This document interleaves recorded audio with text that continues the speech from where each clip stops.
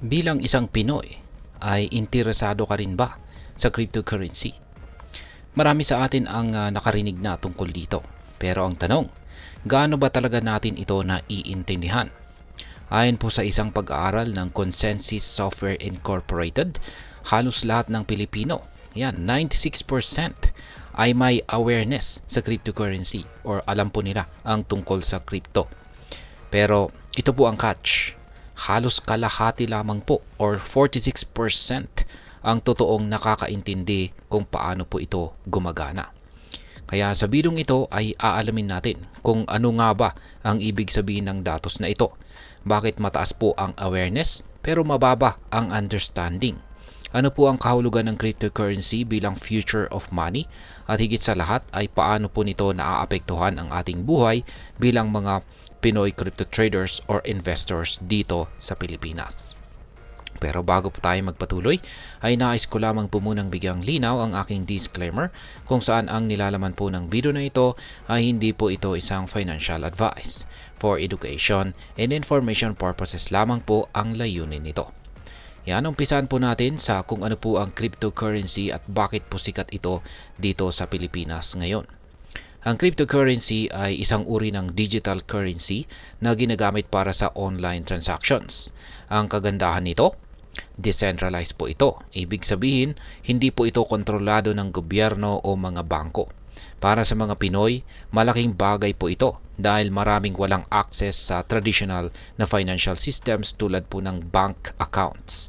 Sa kasalukuyan, 54% ng mga Pilipino ay may crypto ownership. Kapantay natin po ang bansang Vietnam sa global rankings. Habang nangunguna naman ang Nigeria, 73% po sa kanila. At sa South Africa ay 54%. Yan. Isa itong patunay na marami po ang nakikita ang potensyal ng crypto bilang alternatibong financial system. Pero bakit nga ba sikat ito?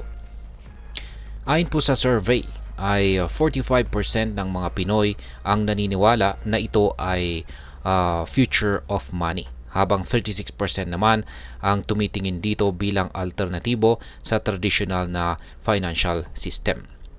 At ngayon ay ano naman po ang mga hamon sa pag-intindi ng cryptocurrency?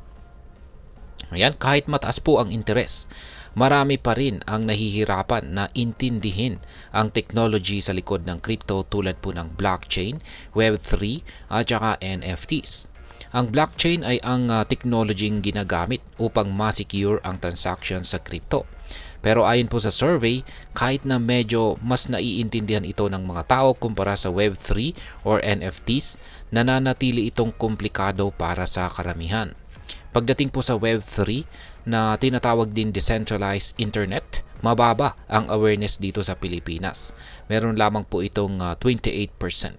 Sa NFTs naman, ito naman po ay mga digital assets tulad po ng art o music na nasa blockchain.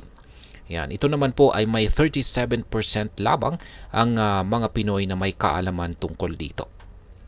Bukod po dito ay 20% ng mga Pilipino ang nag-aalala sa misuse ng crypto. Kabilang na po ang crime at saka money laundering. Ito ay isa sa mga dahilan kung bakit hindi po agad-agad nag-i-invest ang iba dito sa crypto. Ngayon ay paano naman ang decentralization? Ayan, isa pang mahalagang aspeto ng cryptocurrency ay ang decentralization. Sa simpleng salita, ito ang ideya na walang iisang entity tulad po ng gobyerno o bangko ang may control sa isang sistema. Sa global survey, 80% ng mga tao ang naniniwala na masyadong malakas ang kapangyarihan ng mga Web2 companies tulad po ng social media platforms at mga bangko. Dito po sa Pilipinas, 53% ng mga tao ang pamilyar sa konsepto ng decentralization.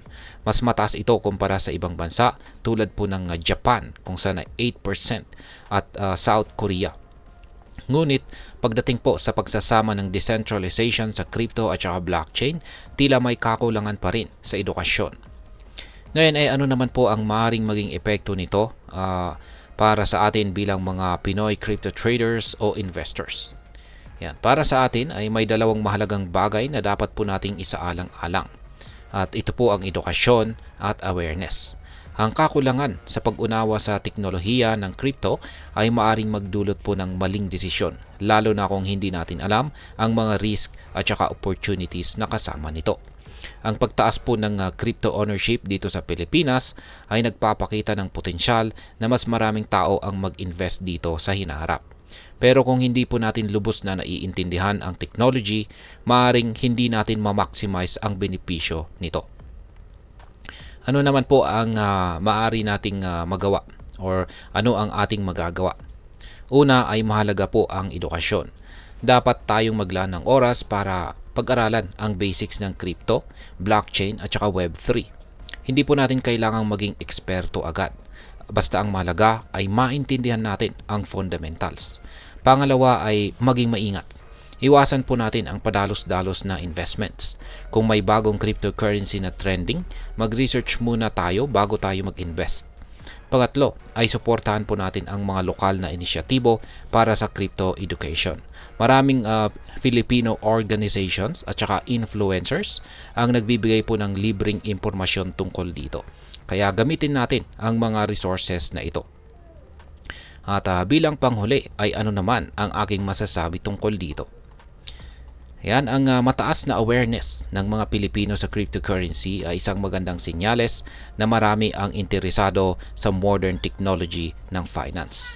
Ngunit ang kakulangan sa pag-unawa rito ay isang malaking hamon na kailangan pong tugunan.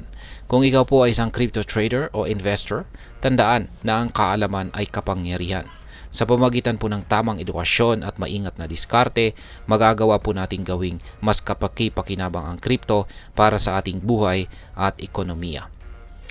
At ayan, hanggang dito na lamang po tayo sa video na ito mga ka-crypto. Sana po ay inyong nagustuhan ang aking paliwanag sa video na ito. Kung inyo po itong nagustuhan, pakiclick lamang po ang like button nito. Marami pong salamat sa panonood, ingat po tayo lagi at God bless po sa ating lahat.